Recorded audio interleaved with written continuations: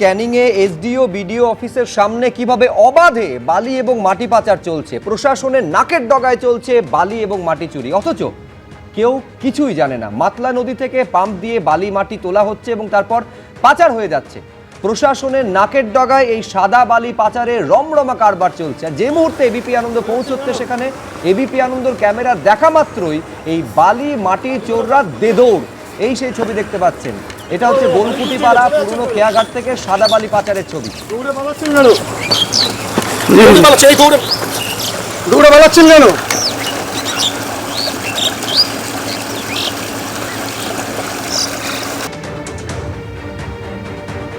দেখতে পাচ্ছেন কিভাবে মোটর ভ্যানে করে বস্তার পর বস্তা বালি এবং মাটি তা তোলা হচ্ছে এবং তা পাচার হয়ে যাচ্ছে। একেবারে এই সাদা বালি পাচারের রমরমা কারবার চলছে। যেটা সবথেকে বেশি উদ্বেগের বিষয় সেটা হচ্ছে সবটা ঘটছে এসডিও এবং বিডিও অফিসের সামনে, অর্থাৎ প্রশাসনের নাকের ডগায় এটা ঘটছে।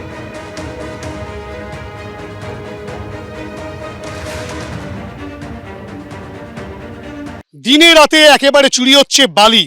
মাতলা নদী থেকে ঠিক এভাবেই পাম্পের মাধ্যমে এই যে পাইপ রয়েছে সেই পাইপ দিয়ে কিন্তু নদী থেকে বালি তোলা হচ্ছে। বালি তুলে ঠিক এভাবেই বড় বড় গর্ত করা রয়েছে, যেখানে সেই বালিগুলো কিন্তু ঠিক জলের সঙ্গে সেই বালি মেশা অবস্থায় আসছে এবং সেগুলো এখানে পড়ছে। তার পরবর্তী ক্ষেত্রে ক্যামেরা পার্সন অতনুকে বলবো দেখাতে, ঠিক এভাবেই সিলভার স্যান্ড বা সাদা বালি সেগুলো জমা হচ্ছে এবং সেই বালি কিন্তু একেবারে দিনের বেলা রাতের বেলা সমস্ত সময় কিন্তু সেই বালি বিক্রি হয়ে যাচ্ছে।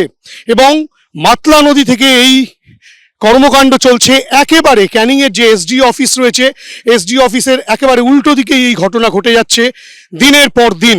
তারপরেও প্রশাসন নির্বিকার, তেমনটাই কিন্তু অভিযোগ।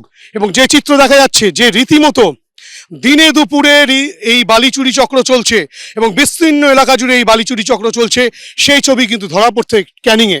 এই যে মাটি কাটার যন্ত্র রয়েছে সেই মাটি কাটার যন্ত্র দিয়ে কিন্তু লরিতে ডাম্পারে ভর্তি করে সেই সব বালি বিক্রি করে দেওয়া হচ্ছে, সেই সব বালি পাচার করে দেওয়া হচ্ছে।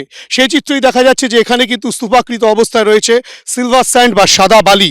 এই সাদা বালি কিন্তু বিভিন্ন জায়গায় ঠিক পৌঁছে যাচ্ছে এবং এভাবেই বালি চুরি চক্রের সঙ্গে যারা যুক্ত তারা কিন্তু দীর্ঘদিন ধরেই এই কাজ করছেন এবং এই কাজ চলছে একেবারে মাতলা নদী যে তট রয়েছে সেই নদীর তীরবর্তী অঞ্চলে কিন্তু এই ঘটনা ঘটে চলেছে দিনের পর দিন। প্রশাসনের নাকের ডগায় উল্টো দিকেই এসডিও অফিস।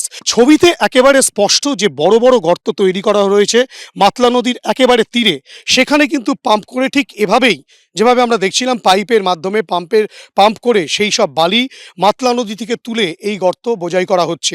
এবং এখান থেকে চিত্রটা একেবারে স্পষ্ট হবে। ক্যামেরা পার্সন অতনুকে বলবো ঠিক তার পাশেই আরও একটা গর্ত ঠিক এভাবেই রয়েছে, অর্থাৎ একটা গর্ত সম্পূর্ণ ভর্তি হয়ে গেলে তখন কিন্তু আবার আরেকটা গর্ত ঠিক এভাবেই ভরাট করা হয় সিলভার স্যান্ড বা সাদা বালি দিয়ে।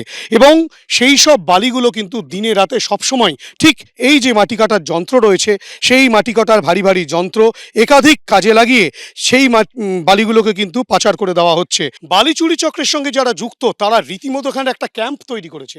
এই টিনের শেড দেওয়া, টিনের এই যে ঘর, সেই ঘরের মধ্যেই কিন্তু দিনরাত যেহেতু কাজ চলে সে কারণে সেই বালি চুরি চক্রের সঙ্গে যারা যুক্ত তারা কিন্তু এখানেই একেবারে আস্তানা গেড়েছে এবং এখান থেকেই কিন্তু রীতিমতো সেই কার্যকলাপ চলে এবং এই আস্তানা গাড়া হয়েছে, এখানে রীতিমতো ঘর তৈরি করা হয়েছে। এবং আমরা যেটা দেখলাম আমাদের ক্যামেরা দেখে একেবারে পগারপার সেই বালি চোরেরা যারা কিন্তু আমাদের শত ডাকাডাকিতেও কোনো রকম সাড়া না দিয়ে দৌড় লাগাতে শুরু করে এই জঙ্গল লাগোয়া এই যে মাতলা নদী সেই মাতলা নদীতে, এবং মাতলা নদীর দিকে তারা যেখান থেকে বালি তুলছে সেই দিকেই তারা চলে যায়। সেই চিত্রই কিন্তু একেবারে ক্যামেরায় স্পষ্ট।